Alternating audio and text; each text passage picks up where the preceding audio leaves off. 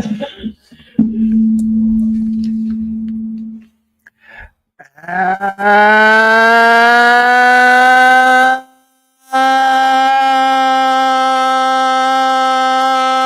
evening, everybody.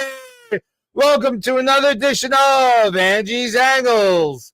It is November the 13th in the year of our Lord 2025.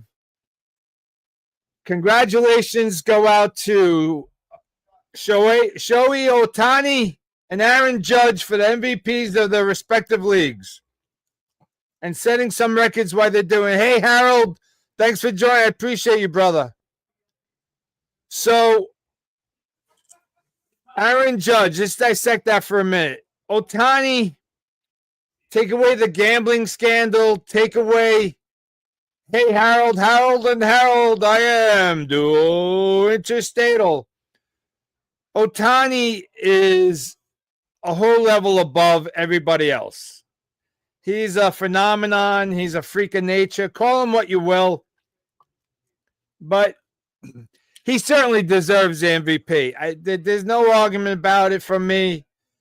However, I have umbrage with the American League choice.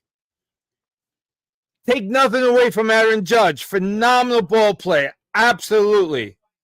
But when you have a switch hitting catcher, 60 home runs, who in my humble opinion was more of an MVP to his team than was Aaron Judge. And I think that the skanky mantra followed Judge in terms of favorable votes, et cetera. I don't see how you don't give Cal Raleigh the MVP. I mean, he caught 120 games in a very demanding position. He was a left-handed switching catcher, 60 home runs, continued in the playoffs. And I know the playoffs are not part and parcel of the voting. It's all done before the postseason happens. But come on. I mean, Cal, this was a once-in-a-lifetime career for this kid. And I just don't understand it, to be honest. Nick, what are you saying? Yeah, I mean, you just have to, you really need to dissect that a little bit more, Harold. He was a workhorse, 100% workhorse. You know, and I do think he was more valuable to the Mariners than Judge was to the Skankies. Now, the Skankies have a very deep team, a lot of superstars. Judge definitely. Hey, Clark, I am tri-interstatal. Clark, we're dissecting the MVPs in the American and the National League, and I can't argue. I mean, there was no chance Soto was even in the race. He finished third, as Nick told us, very nicely. Thank you, Nick, for that. But there was no chance that Ohtani doesn't get the MVP, well deserved, et cetera, blah blah blah. But the American League race should have been a no-brainer. I mean, you give it to Raleigh, right, Harold? I agree that Seattle doesn't even make the playoffs without Cal Raleigh and his 60 home runs. I mean, it was a phenomenal story. The sentiment come to play. Now, the Baseball Writers Association of America, BBWAA, they make me sick. I got to be honest with you. These guys are dinosaurs. There's got to be a better voting system, or your credentials really need to be solid. I mean, you got the Des Moines, Iowa newspaper. No disrespect to Iowans, but you got to be able to prove your merit. And some of these guys don't vote. They do absentees because they're making a stand, blah, blah, blah, yada, yada, yada, blah, blah, blah. I mean, it's just absolutely insane, really. Yeah. Thanks, Clark. That's very funny, buddy. So we'll see what happens. I mean, we're going to be dissecting the what's going on. So who knows? Who really knows? Who knows? with that said, we're going to discuss the hot stove league a little bit. We got a lot of players on the market. Kyle Tucker. Right. Who said that? Harold Sanderson. Right. That's the point, isn't it? Who's the MVP to their team? And I don't want to be labeled, but continue the argument. The votes are in. We could stand on our heads and nothing's going to change. But I do think that the skanky aura helped Aaron Judge. Now, again, I didn't take anything away from Aaron Judge. Phenomenal season. He's unconscious. He's also on a different level. But how do you deny this catcher? I mean, maybe I'm just focusing on the demands every day, 120 games as a catcher. I mean, Judge took some time off also. He finally stayed healthy, which helped his numbers, granted. But, who knows? Who really knows? Harold, yeah, Dylan Cease. Wow, that'd be a good get for you guys, especially if you're going to lose any of your pitchers.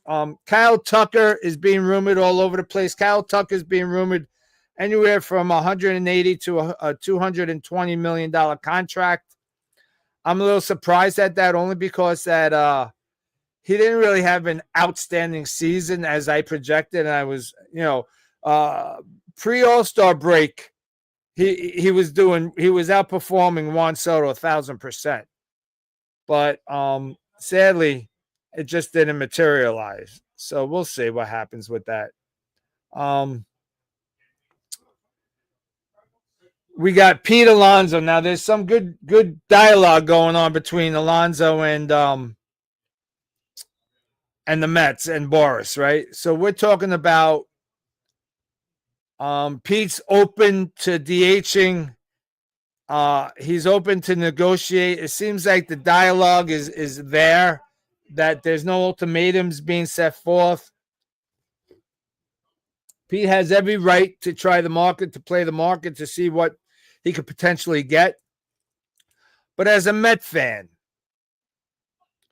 who Pete Alonso was, that's funny, Clark, who was homegrown, who's a Met true and blue, who's quirky, a little odd, a little weird.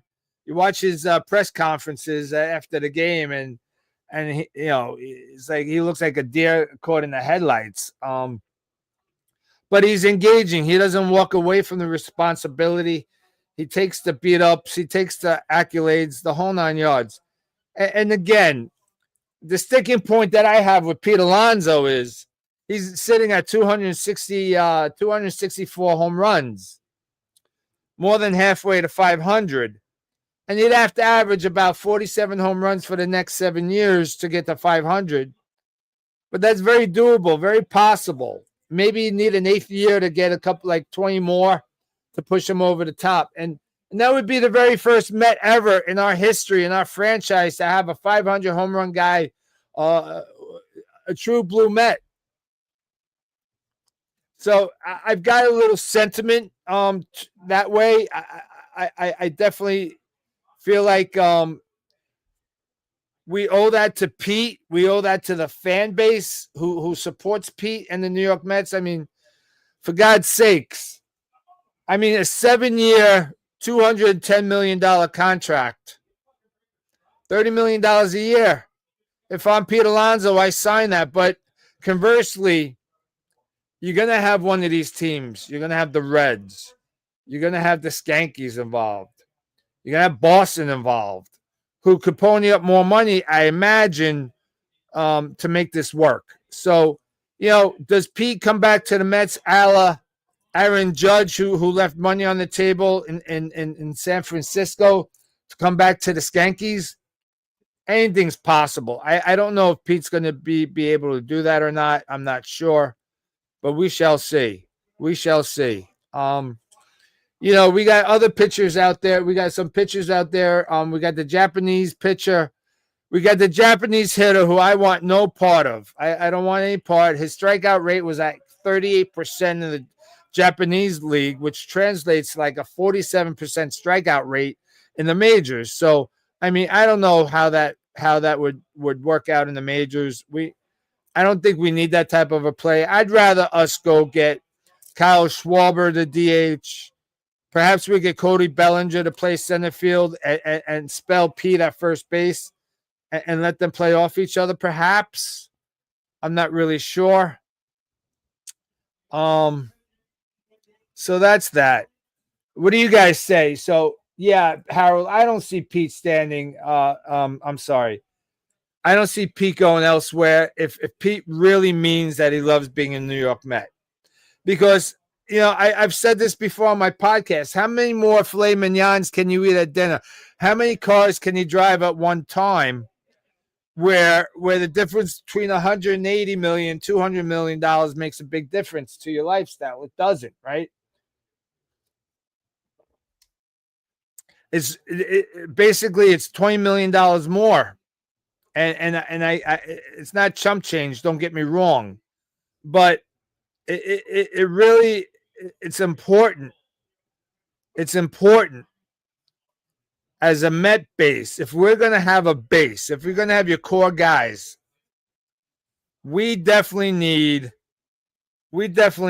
Pete Alonso in that order, representing New York Mets, etc., etc., etc. Harold, Clark, what's your wish list? Let's hear it. Nick, what's your wish? Hey, Mark Brooks, my brother from another. I didn't see you sneak on, Mark. Thank you for joining us, my friend. I appreciate that. So what's your guys? Let's have an open dialogue. What's your wish list? Harold, to start with you. What you got? Two guys. Give me a pitcher and a hitter that you want for the Chicago Cubs. Clark, do the same. Mark and Nick, tell me who do you want on the New York Metropolitans? And let's discuss that real quick if we can. I'll wait for your commentary. In the meantime, the general manager meetings are about to conclude out there in Vegas. So you want Schwarber back? You know what, Harold? Not a bad choice. I mean, Kyle Schwarber, for God's sakes, is a monster, and he actually had a pretty decent batting average. Harold Atkins wants Pete, Diaz, Suarez, Schwarber, and King. Did you send the note to the North Pole there, Harold? That's pretty aggressive. Michael King is a very good pitcher, no doubt about it. But in terms of and you want Suarez to play third base, you know, not a bad choice. To be honest with you, I don't mind seeing Diaz go. Diaz is a head case. He gives me agita. I mean, I could tell you right now that stock and Rolaids would decrease. They might go belly up Rolaids if Diaz goes to a different team, because I had a full pallet in my house because every time he pitched, I had to pop Rolaids. Clark, the kid from the A's, and Pete or Scherzer. You want Scherzer on the Cardinals, Clark? I think Max has run his gauntlet. To be honest with you, I don't see Max having anything left in the tank. I mean, and his I can't stand him. I got to be honest. I really can't stand him. I can't stand him as far as I could toss him. Yeah, Mark Brooks, Cody Bellinger coming to town. You know, are we going to get the consistent Cody Bellinger, or are we going to get the on-year, off-year production out of Bellinger? That's the question that I would have. Yeah, Max definitely has got to be done, Harold. No doubt about that, for sure. So Nick wants Alonso, Edwin Diaz, Cody Bellinger for center field, Michael King, and stealing Suarez from the Phils would be extra. Oh, Suarez, the pitcher. I got you. Yeah, okay. I thought you were talking about Eugenio Suarez from the Mariners to play third base. Okay, so I got you. You know, we got. I mean, Scherzer's what, 43, 44 years old, for God's sakes. I mean, his name's not Tom Brady, not for nothing. So I don't know what to say about that. Bassett back in relief, Harold Atkins. I think we need to segue Manea into a long reliever, to be honest with you. I really don't see Manea being in the starting rotation. He's definitely lost something. I'm not even really sure what he lost, to be honest with you. I mean, but he could become your next Sid Fernandez in the 86 playoffs coming out of the bullpen. So we'll see what happens. There's a lot going on. I mean, it's going to be fun. The offseason is going to be fun. There's a name that I've thrown out and bandied about is Giolito, Lucas Giolito, who's a free agent. Now, let's talk about this real quick. There's been a gazillion trade proposals for Skubal, right? So this is the only way that a Skubal trade works for any team, because he's a free agent after this year. It's his last year of eligibility before he becomes a free agent. And you would have to afford Skubal and his agent a 1 week window to negotiate with whatever club is trading for him. And after that 1 week, if you can't produce a long-term contract, then that trade becomes null and void, right? They would have to have a negotiation window, whether it's 1 week or 2 weeks. But the amount of talent that you have to give up for Skubal and only have him for 1 year is ridiculous. I would never, ever, ever, ever, ever do that. I'm not fond of Bassett. Bassett looked like he struggled in the playoffs on the mound. I think he got lucky with some of the pitches, some of the calls, et cetera, et cetera. I'm not poo-pooing it. I'm just saying that I don't think Bassett has it in him anymore. And we gave him away for almost nothing, to be honest with you. So I'm not really sure which direction we really need to go with Bassett. And Bassett, I don't think Bassett's at the point in his career when he's ready to leave that starting role. Bassett, I think, still has innings left in him, and I think he wants to be. I think he wants to be a starter. Unless the market changes course, right? So we got McNeil coming off thoracic surgery. They say he's going to be okay for the beginning of the season. Okay, whatever. And we'll have to take it from there, guys. So I'm not really sure. Anybody else? What's your wish list, everybody else? Anybody have a wish list? Nobody's got a wish list? Trying to read the comments, make sure I didn't miss anybody. All right, I think I gave everybody a shout out that had a shout out coming to them. We got the general manager meetings, and I think we got the owners meetings, and then we got the winter meetings. So there's definitely going to be some activity, and stay tuned to Angie's Angles, because we'll cover them as they approach. As they drop, we'll do shorts, I guess, and then we'll go on from there. Harold, do you want Tucker or don't you want Tucker? That's a good question right now.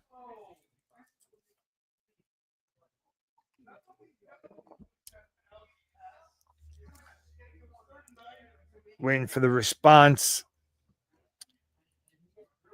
Not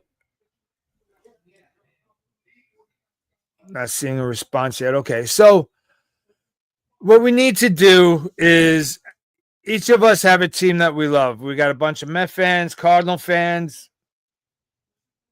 Harold, you would take Tucker? Where would we play him, buddy? Left field? Do we move him do we put Tucker in right and give Soto left field? I'm not sure. Do we make Soto our DH and then maybe put Tucker in right? Keep Nimmo that we're stuck with in left, and Cody Bellinger in center. That's possible. I could accept that. It'll save Soto's legs for sure as the DH. But it really is a good offseason to be alive for. So I'm very happy about this offseason. But then, some of these clubs are looking at the collective bargaining agreement that's going to expire in 2026, at the end of December 2026. Yeah, Harold, I don't understand how PCA didn't get the Silver Slugger on the Cubbies. I mean, for God's sakes, Kyle Tucker getting it is kind of like a scratch in my head. I didn't really understand that at all, but it is what it is, I guess. Anybody else have any input this week that we could hone in on?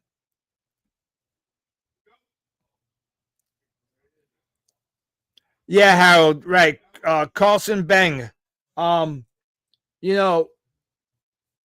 We are giving him a shot in spring training, but here's the caveat. What if he spits the bit in spring training? In spring training, Butch Husky was the spring training home run king. He hit 1,000 home runs in spring training, and then wait till May to his first MLB home run. So it's a little bit annoying. I'm not really, I'm not gung ho over having the guy show his metal unless he just rips the ball, the leather off the ball in spring training, and that's quite possible. That he could wind up doing that.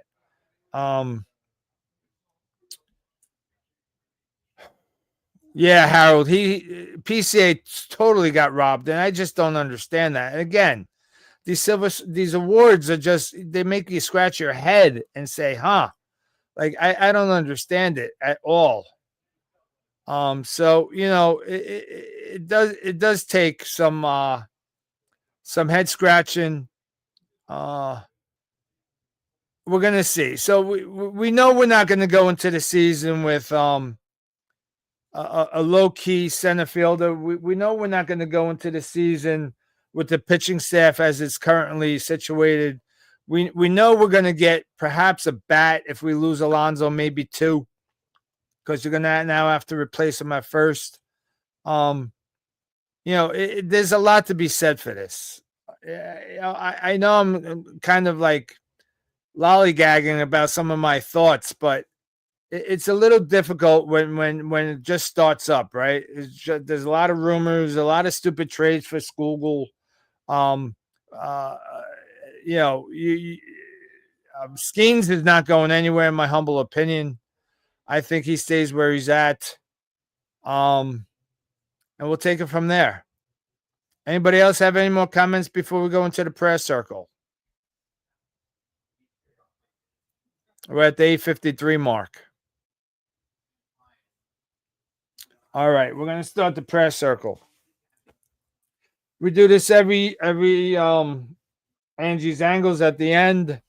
Please feel free to drop a prayer to me. You could DM me. You could text me for those that have my personal number. Harold, we're praying for Dawn Squared, Carol and Bob, and your buddy Jerry. We need a couple updates next week, Harold. Terry Sanchez, we're praying for your mom's legs and your mother-in-law and your uncle in our memories. Antoinette Brooks, we're praying for your brother Mike. I reported last week that Mark, while he was a match, he's got some health issues that they can't get around, and the surgery would not be conducive. Scott Tobias, we're praying for your wife and your mom. Linda Stein, she recently had hand surgery. She was in a car accident, messed up her wrist, her hand. They had to repair a tendon, do some carpal tunnel surgery on her. And her dad took a little health hiccup. We're praying for Mr. Stein, keeping him in our prayers. Kevin Elliott, we're praying for your health challenges. Kraus family, we're praying for Aubrey as she remains in remission. Deb and Lee, we're praying for you guys down in Maryland. Mayor Bello, we're praying for you and your mom out there. And happy birthday to your niece, Christina. Larry Levy, we're praying for Frida while she's also in remission. All good news with that. That's great. Mr. McGowan, sir, we got your 6. Ralphie, we're praying for you here at Smoke Therapy. Pete and Shani down in Florida. Pete's taking a little hiatus, dealing with some personal issues, trying to right himself, the whole 9 yards. Tom, looks like we beat the pneumonia, and we're praying for Pat. Big John, we're praying for your friend Irene. And Emily and Phil's wedding that they had 2 weeks ago. Joe Echeverria, we're praying for you, my friend. West Coast Day Prince, we're praying for your health challenges. Johnny Barbecue, your sciatica, you're going to be having surgery very soon. We got you in our thoughts and prayers, my friend. Johnny W., we're praying for Elizabeth. John V., we're praying for your father-in-law. And guys, ladies and gentlemen, last week I had the honor, the pleasure, the privilege of wishing Mark Brooks' dad, Donald Brooks, a very happy 95th birthday. It hurts us to say that Mr. Brooks has passed away. Hey, Terry, how you doing? Our hearts and sympathies go out to the Brooks family, Antoinette, Anaya, Ava Lee, the Brooks daughters and sons, and the entire Brook family. But I tell you what, Mark, the pictures that you took and shared on Facebook, etc., I think your dad smiled very well when meeting his creator. He was surrounded by love and family. It was fantastic to see. And God bless you guys very much. Terry, I appreciate you joining us here tonight. Thank you so much. This is Angie's Angles coming to you live. Smoke Therapy, 215 Ronkonkoma Avenue, Ronkonkoma, New York. Good night. God bless. We love you.